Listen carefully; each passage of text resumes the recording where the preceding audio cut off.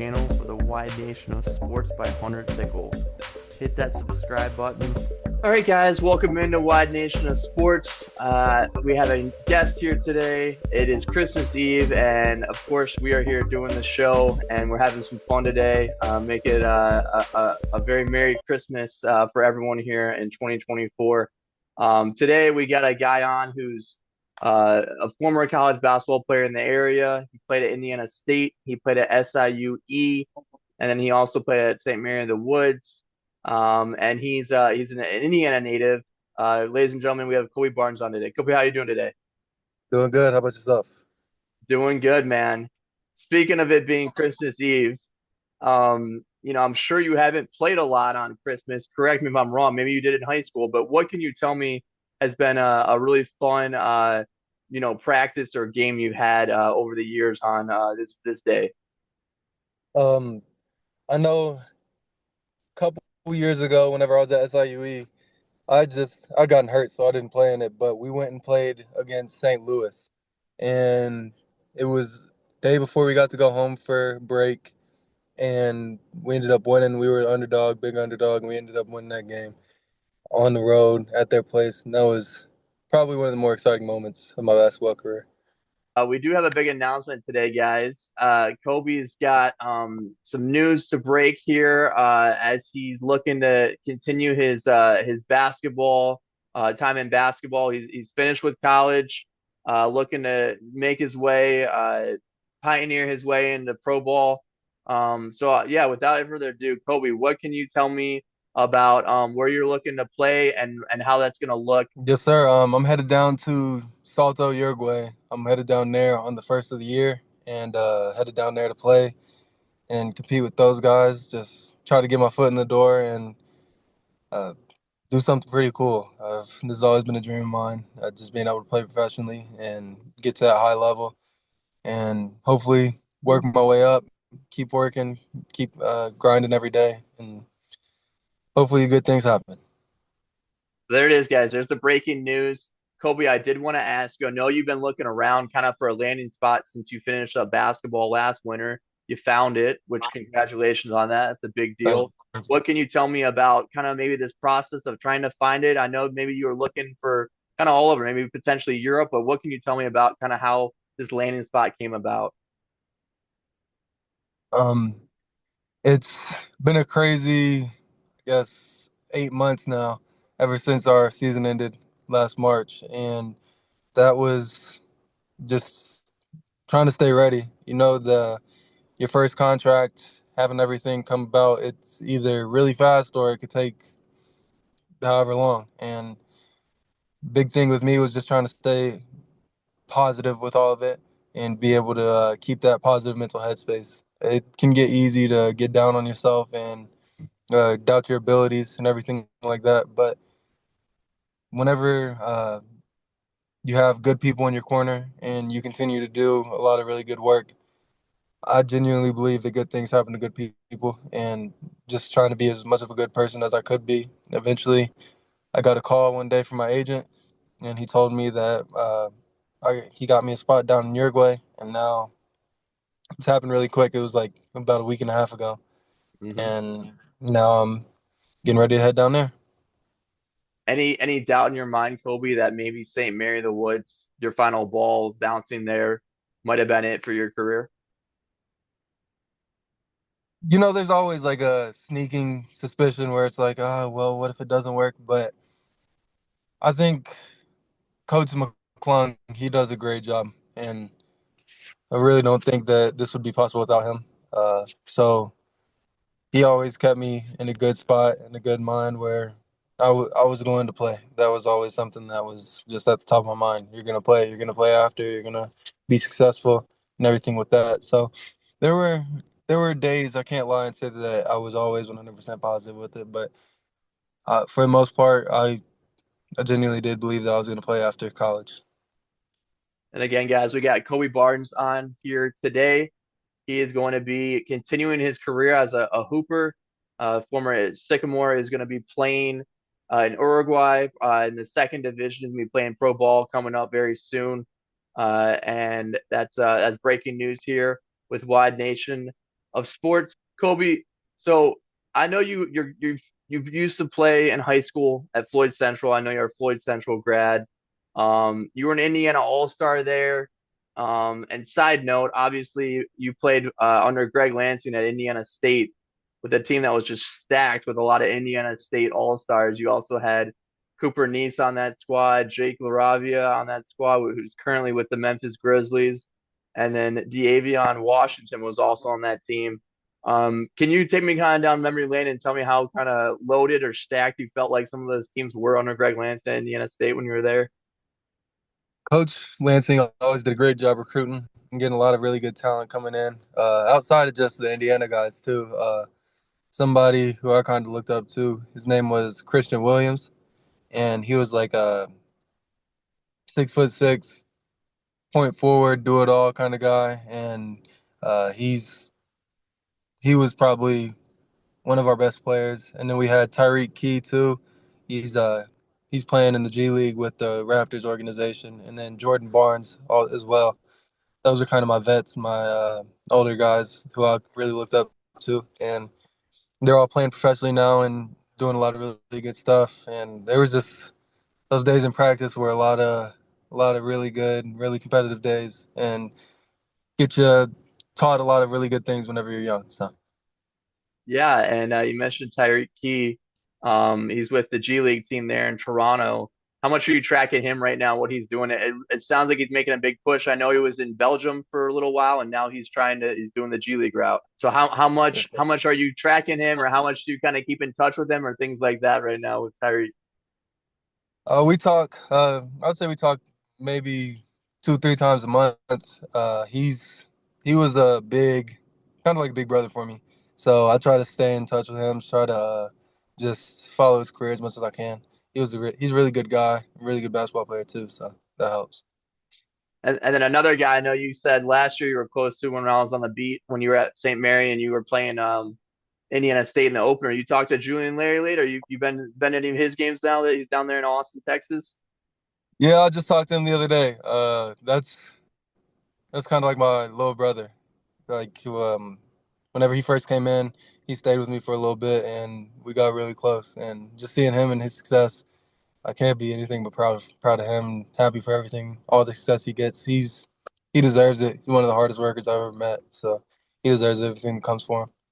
Yep. And I know he just hit that 1,000 point milestone too. Really cool for a guy who's a great playmaker. Has made it's been well documented. Made a lot of jumps during his time here in Terre Haute. Now he's doing big things in Austin. Kobe, you're a New Albany native. You've already name dropped a lot of people that you play with, even at Indiana State, and some teammates that you had.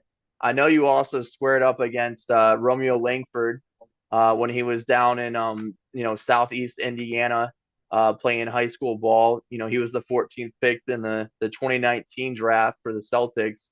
He's now playing in France. But what can you tell me about some of the quality you played against in Indiana, which it's a hotbed for basketball. Everyone knows that the Hoosiers, like the Hoosier State, like this is where basketball is big. Yes, sir. I mean, the list goes on and on just of people who I've played from Indiana and Indiana high school.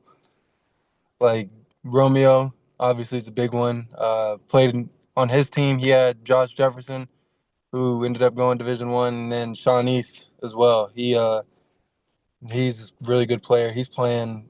I think he's out in the G League with the Lakers right now. And then I played against Jared Hankins, Tony Perkins. There's all those guys up north. There's a bunch of competitors, a bunch of fighters up there, and there's been countless battles. Some good, and I've had some really good teammates too, like Jake Hydbrader, who's now at Clemson. I've had fair share of battles, fair share of friendships that I've made over the past couple of years. And like you said, it's Indiana high school basketball. It's hotbed for it, and it gets a little different. So I mean, having those times where you can just look back and be like, man, I really had a special time whenever I was in high school, or I had a special time whenever I was in college, and being able to just talk with some of those guys and still be friends with them after all those years away, and it's some memories that'll last for a lifetime for sure. Cobie, can you pinpoint like going against some guys in Indiana, like what the kind of style of play or like what the caliber or what these guys were like going against them on the hardwood? Oh, he was. Let's Just just. I'll anyone, talk just about anyone. Yeah, Romeo and yeah. Sean. Okay. I'll talk about Romeo and Sean. They were a dynamic duo. My freshman year, they ended up winning state, but by the time they were seniors, they were a handful. I mean, you have so much talent, and then having talent, all that talent in the same gym, and having Indiana high school basketball being Indiana high school basketball, we would be playing.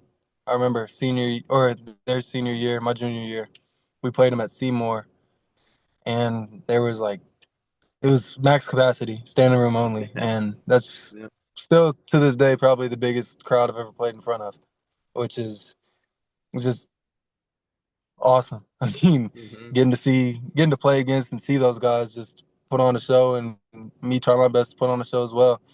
It's it's beautiful basketball, in my opinion, and what just being able to see it and play against it and play against those guys, it's surreal almost. Cobie, did you have a favorite gym that you played in Indiana? Oh yeah, I loved playing at Providence, but that was one of our rivals, and then Hmm. Hmm. also playing at Jeffersonville. I always loved Jeffersonville. They have, in my opinion, they have the nicest court and rims. Their rims are a little forgiving, and it feels like Hmm. it get a little bit extra bouncier on their floor. So that's something I really like. And then taking you back a little bit again to Indiana State there in Terre Haute. It's where you started your college career. I know it was a spot where you really tried to hone your game playing, kind of positionless basketball, which is kind of where things have really gone today in terms of the college and pro game. But, you were playing 1 through 4 a lot early on in college. How do you feel like your game just kind of grew and maybe took off, even, capping it at St. Mary's and what your game looked like? I think coming into college, I was